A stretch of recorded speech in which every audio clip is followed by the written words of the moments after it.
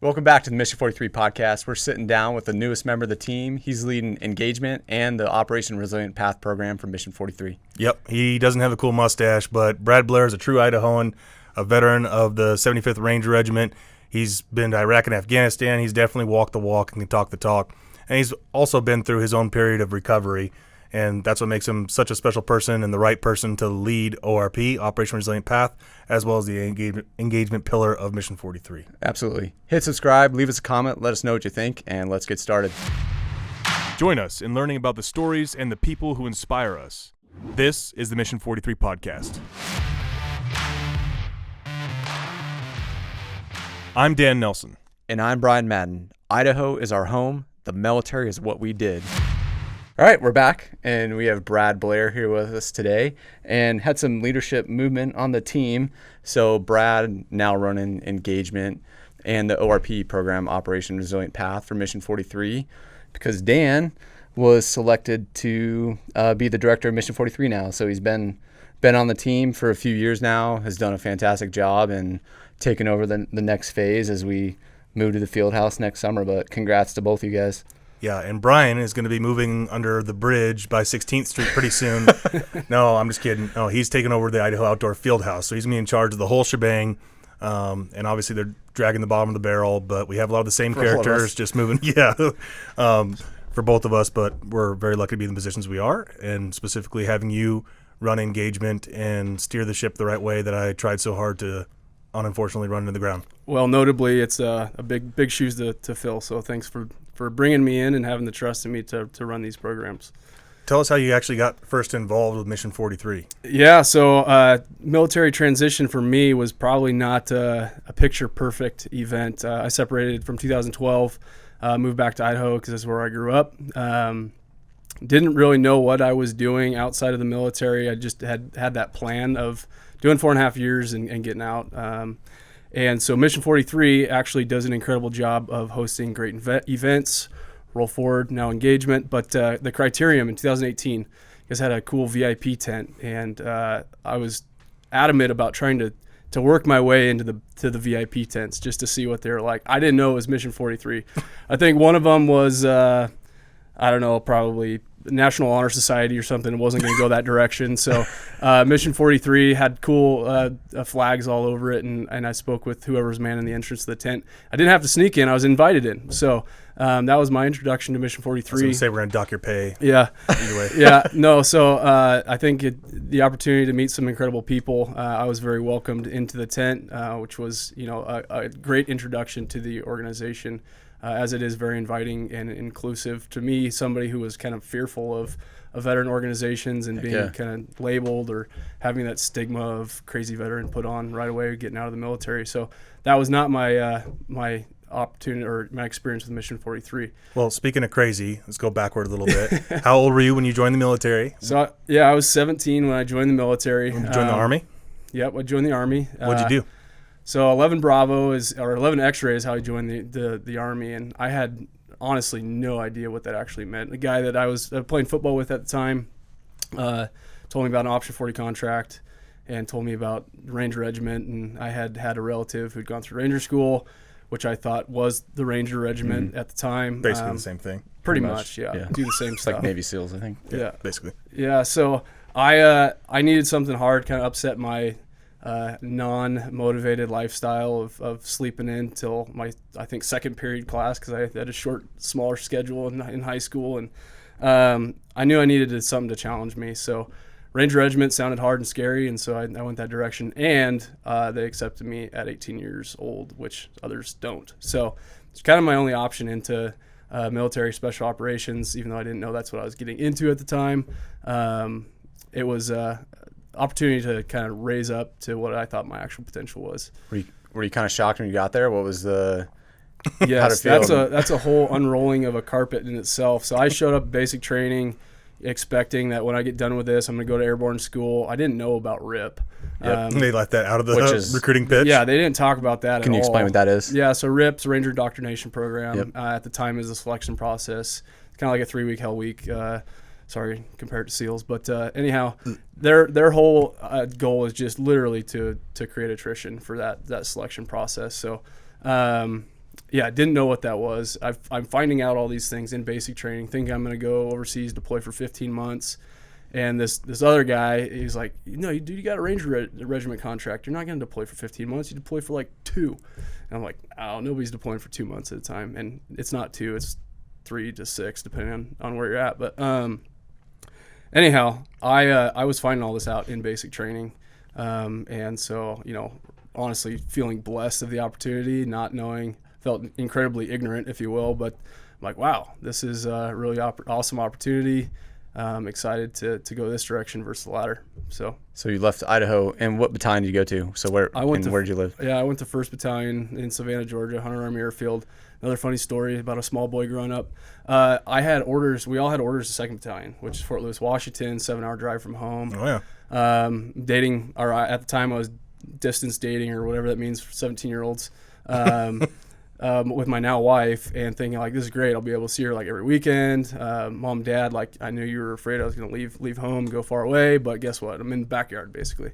And then we show up for graduation from RIP, and they said, actually, we screwed up, and you're all going to 1st Battalion. Because at the time they were standing up all the decos, right. and they were short. 1st Bat was deployed at the time, so they didn't think they were going to have us do a rear D and start standing up deco, but there we went. So that's kind of a fun directional shift change of how we ended up in Savannah. Did you deploy with Ranger Regiment first, or did you go to Ranger School and get tabbed? No, yeah, I got to deploy. So I did a full training cycle. It was special because I was on rear D as a private rear D, and so that has all its fun opportunities. I'm sure as a private in Ranger Regiment. Yeah, I can't call it hazing. Probably, I don't know, whatever. Uh-huh. But yeah, so a full training cycle, stood up deco, and then after that whole process of being certified as a deployable unit, a new company, we went to JBAT Afghanistan in October of 2008. So to answer your question, I was not tabbed. But a guy did go to get tabbed, and he hated his life because he was a non-deployed tab that could not any longer be our friend. So, yeah, as it should be, right? Yeah. So you came back, and then you went through the School of Schools of U.S. Army Ranger School, and then you started living like the regiment life, which is a lot of deployments really quickly. Were you married at the time? Yeah, so Abigail and I got engaged the pre-deployment leave we talked about it, but we didn't get engaged until after I got home. So we got engaged right when I got home. How old were you? I was 19, and my timeline sucked. So we did get engaged before that deployment. I deployed. We got married after that deployment. Okay. So February of 2009 is when we got married.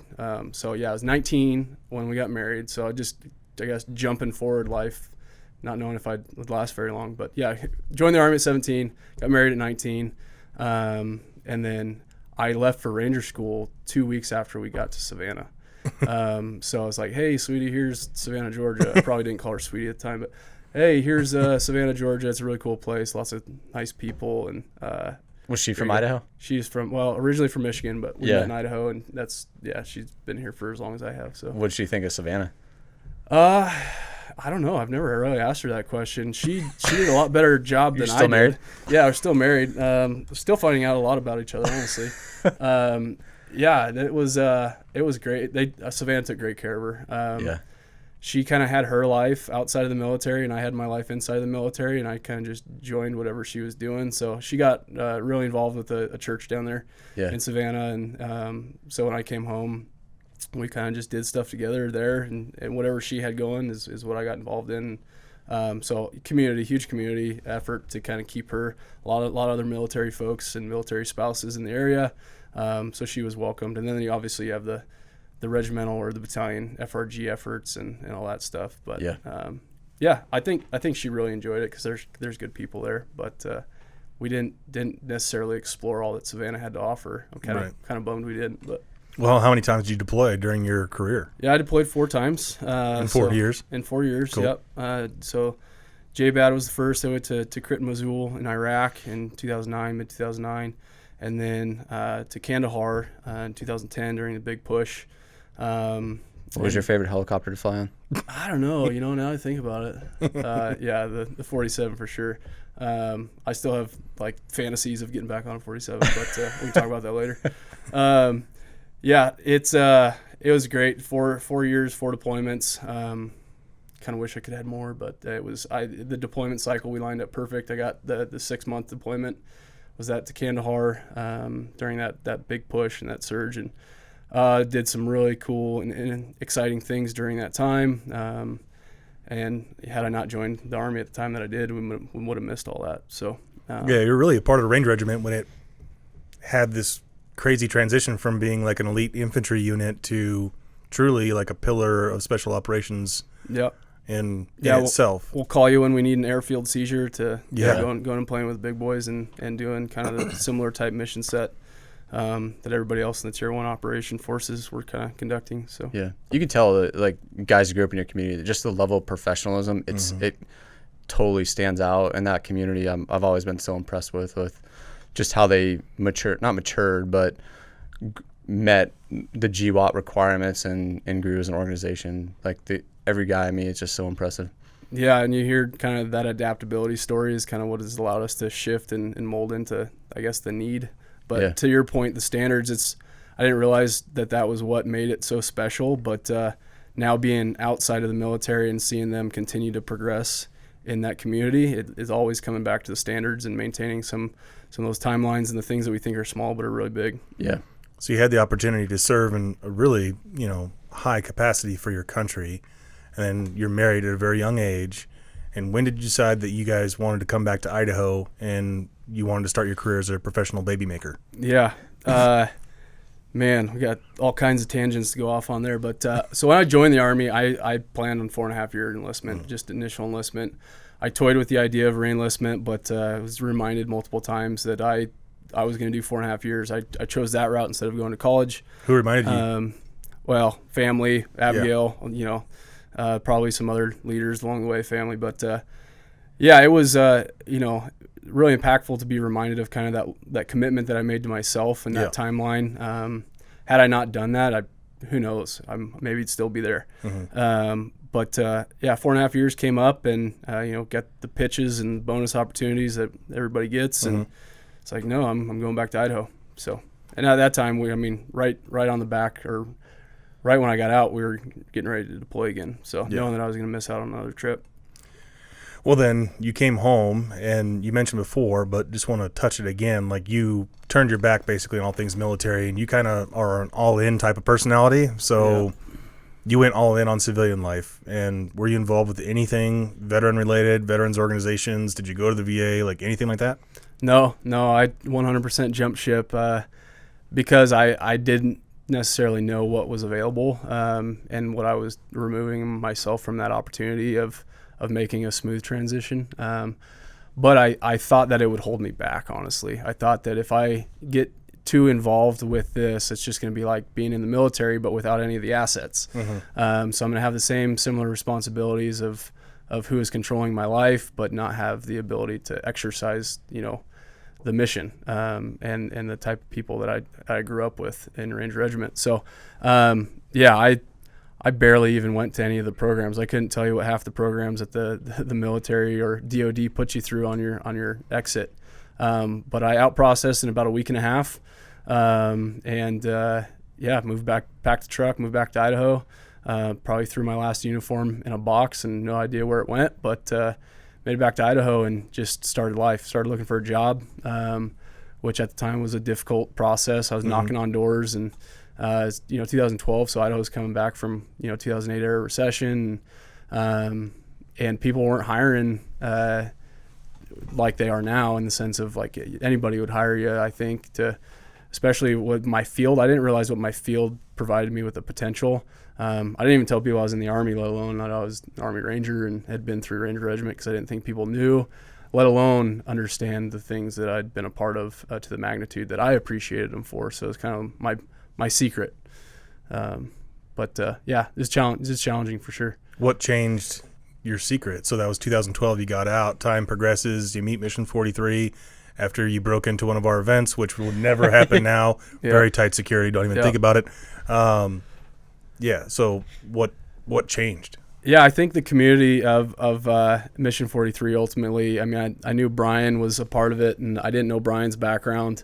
But actually at a later event from the Criterium, kind of had another gap, if you will, in my participation with Mission 43. But ran into Brian at a hosted event, the Aaron Butler Memorial Foundation run. It was right behind my house, and so I jumped over my fence, and I'm like, oh, it's a Mission 43 tent. Like, I'm a member. Like, let's see what those guys are doing up there. And you were up there, and Brian and I chatted, and it was, it was an instant understanding that there's people out here that know my story or understand my story, and I don't have to dance around the fact that it's something that's not going to be understood or misunderstood. And I don't even like to explain it that way, but I didn't know how to present it in a meaningful way of how beneficial it was for me as an individual. Greatest time of my life was serving in the Ranger Regiment. Still yet to kind of find the thing that plugs that hole, if you will. But I didn't know how to share that experience with other people that maybe hadn't shared the experience. So I almost felt bad. Like, I was in a growing organization. We did some incredible things that, made changes on the ground.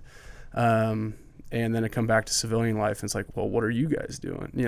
And so I didn't want to have that conversation because that's truly what I felt. Mm-hmm. So talking with Brian, understanding there's other people from the SOF community here in Idaho. I can trust Brian. So if Brian's the guy who launched this thing, then there's got to be other people in this community that I can trust and talk about some of those struggles. And so leap forward, I'm sure you'll have a question for it, but I again kind of probably showed up to some events, but I think the biggest change for me is when I picked up the phone and called Brian. I think it was December 8th, 2019. Yeah, there was a long gap between when I saw you at that event and the phone call. So it's interesting how that works. Some interactions we have, it's kind of a long game. Everyone's in the middle of their life. They have kids, wife, family. So Mission 43 is not always it's definitely not always a priority for people, but the resources, like, you reached out quite a while after. I remember you called. It was like, it took me about half a second. I was like, oh yeah, I know exactly. Yeah. Well, we didn't even touch on the whole baby making thing or how we decided we were going to turn into a kid factory, but I'll explain it to you later how it happens. But you have 4 kids. You have 4 and 6-year-old boys and twin 2-year-old girls. May God have mercy on your soul. Yeah. They're beautiful kids, and you have an amazing wife who's obviously very patient and tolerant. Yep. But yeah, you had this significant change without talking to anybody about your military experience, which you said was like a formative part of your life. You come out, you start working civilian jobs, and kind of, I don't know if you were hiding it, but you certainly weren't open with your military experiences, your past life, like your young adult life. Until December 8th, was it 2019? 2019, yep. And you call Brian calls me, and then we end up meeting at a restaurant in Eagle and sitting and talking about finding help. You getting help because you weren't doing really well at that time. And I think the reason why I was put in front of you is because my position at that time was just starting this program, Mission 43, called Operation Resilient Path, or ORP. And you're the first dude that got helped through that program, except for me, before it was called that, I guess. So I was coming from a place where I was still in it as well.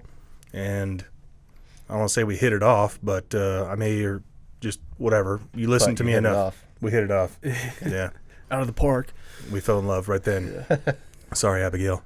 But no, I mean, like, it was effective. And I think we had a pretty short flash to bang of getting you into a program. And that program was the Hyperbarics Program. We believe in it a lot. We call it HBOT, Hyperbaric Oxygen Treatment. But it was, I want to say a silver bullet, but it was definitely a game changer for me and a lot of folks through our program since then. And you happen to be the first official one that I was lucky enough to walk through that process. You want to talk about that? Yeah, so that event, completely changed the way that I looked at my transition from the military and into civilian life. Defining moment that I realized that I did not do it right, and I was bummed. And so for my family, it was like, hey, we've been noticing and experiencing you in this way for a long time, and we've told you about it, but like, you didn't believe us, if you will. Mm-hmm. So for me, that moment, kind of alcohol-induced fall on December 8th was the big wake up for me, and the only people that I trusted and knew to turn to was Mission 43. And not just because they're the only ones that I knew, but because I'd already gained that trust from those people, not me trusting them, but I think them trusting me and knowing that I would work on whatever I got thrown into. And so, Brian handed me off to you and was like, well, I don't know Dan, but if Brian trusts Dan and knows Dan, I'm all in. And so the identifying thing for my family to kind of share that with me, like, hey, we've been telling you that you need some help, but you haven't even heard it as that. I'm like, well, yeah, because I didn't need any help. Like, I was doing life just fine, and then something like that happens, and that was something that I couldn't necessarily put behind me by just working harder, working longer hours, grinding at something to make it seem smaller or make it go away.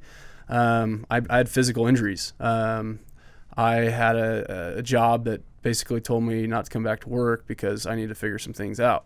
And for me, HBOT specifically, it gave me the opportunity to really think about certain things from a different standpoint, identify some areas in my life that were unhealthy, that I could recognize even for myself, and then realize that people out there want to help me, and not just me, but a whole audience and group of people that it probably, like me, haven't been able to accept they need help. Because Ranger Regiment theme, and this isn't just Ranger Regiment, my kind of childhood, it was like, you just work hard at something, and if it gets harder, you work harder. Well, that's done you really well. Like, you made E5 in Ranger Regiment in 4 years because you worked hard. You came out, you didn't waste time with college or anything like that. I don't say waste time, but that's a path you didn't choose, probably your family situation. You went right to work and then became very successful at your first civilian job we had no experience in. Yep. You switched career fields completely, became very successful in that digital marketing without any degree whatsoever, right? Yep. And yeah. because you just work hard, you were successful at it. And it's the same theme that I think that gives you success that often bites you in the ass. Yeah, and going back to Ranger Regiment, like, they 100% set me up for that. Like, these are the rules. You don't deviate from these, and you will be successful. And so, I became a heavy-duty diesel technician right out of the Army, and then became shop foreman at, like, probably 3 months after I completed a mentorship program to even be a mechanic. And then if I would have stayed there, I mean, I would have definitely probably taken over the shop in a service manager position at some point in time. But humble brag. Yeah. Well, I mean, I did get the phone call, but it wasn't available at the time. So it was one of those things that, I don't know, I just did what was in front of me the best that I could, and it has its rewards when you follow the rules and you do what's right. And I guess I didn't read the rule book on separating from the military, so didn't do that right. So you went through HBOT, part of the ORP program, and then ultimately applied and became a Leaders Fellow. What led you to do that? Were you confident in being able to be picked up for that? What was your thought process? Yeah, I was confident that I had what it took to be enrolled and be a part of that program. I loosely applied for it, thinking that they probably had a stack of people, and I was not going to make the cut. So I was honestly surprised to be selected. But after I was, and I was enrolled in that field of that group, I became incredibly confident, almost back to the point of, like, this is the way that I felt in Ranger Regiment, operating very successfully as a leader, or knowing that I had what it takes to be an effective leader on the outside in the civilian realm. And a lot of that was, I realized that through that process of Leaders Fellowship. So being selected, I was humbled to be selected, and I think probably Ranger Regiment, Ranger Tab didn't automatically qualify me for that, but without knowing the folks that were selecting me and going through that process, I think definitely helped provide a little bit more insight into who I was, because I hadn't really shared it with anybody. Yeah. No, I think there was the Chinook drawing you did on your application. I was like, okay, yeah. Definitely. Green halos and stuff. Yeah. Well, it's gotten a lot different. So that was, you were part of the fellowship during the COVID year, which we still did, and it wasn't all virtual. I'm just saying that because the first year, it was very different than it is now. First year, I was in that cohort, and that's what advanced me into wanting to be not just a piece of shit on my couch, you know what I mean, and do something with my life. And it exposed me to Mission 43, and that led to employment. Similar thing for you. It took a little bit longer. But I think that network that you develop in the fellowship, like, still helps us. Like, Absolutely. think of all the times that we, throughout cohorts, my cohort, yours, the third one now. Yeah, like, we all continue that mutually supportive relationship. Yeah, I think it speaks to also the community that you guys have built of other leaders. You know, and they're not military leaders, but they're open and they're hopeful to participate in it to make a difference in and build the confidence. So I always go back to, what did it do for me? It built confidence that I could actually use my military background and some of the leadership abilities that I learned and acquired there in the civilian workforce, and it's even more beneficial than I realized. Simple things like show up on time and be in the right uniform. Still trying to figure out what uniform I'm supposed to be in day to day, but those little things that help, the small details, and you put focus on those and you do them well, and it makes the bigger items, bigger tasks a little bit easier to carry out. But never expected to be in the same room as some of the speakers that we get to be in the, hearing from and some of their successes, and be treated like just a normal guy. I was a 24-year-old E5 getting out of the military. Never thought I'd have the opportunity to be considered a leader in the civilian sector. Well, now you're leading Mission 43's engagement pillar and the ORP program. So when people like go online to mission43.org, they can actually say, like, when you click down on the ORP tab, you can refer yourself and say, like, hey, I may be suffering from one of these three conditions: TBI, PTSD, substance use disorder.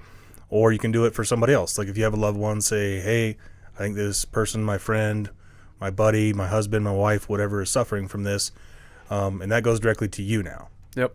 And it's challenging because it's not for everybody. Like, we have some great partner programs: the Marcus Institute for Brain Health in Colorado, Warrior's Heart down in Texas, and we have hyperbaric partners here in Idaho. But not every treatment is right for everybody, and not every person is ready for the type of treatment that we offer. But we've had some really amazing success stories, and we certainly count you among those. But as we know, like, just because I went through those things, I'm still not fixed. No. Do you think you're fixed? No, I don't. No, I don't. Not at all. Trying to figure out, there's a short answer. There's really not. I don't think there is a fixing. I think it's an understanding of how we take the good and the bad from our history, and I don't like to call it past life, but previous opportunities, and put that into who we come out on the other side. And so I'm not fixed. I'm not necessarily obviously you got broken. 4 kids. Yeah. Well, another topic, another time, right? No, it's I don't know. It's interesting. I didn't ever see myself as broken, but I'm in process, and I think we all are. Whether it's our mental health, physical health, it all requires maintenance, and I don't think we ever have fully arrived at that point of being perfect. It's an investment. Like, your role now, if people are wondering, like, you're the first person that a veteran or first responder talks to in this process.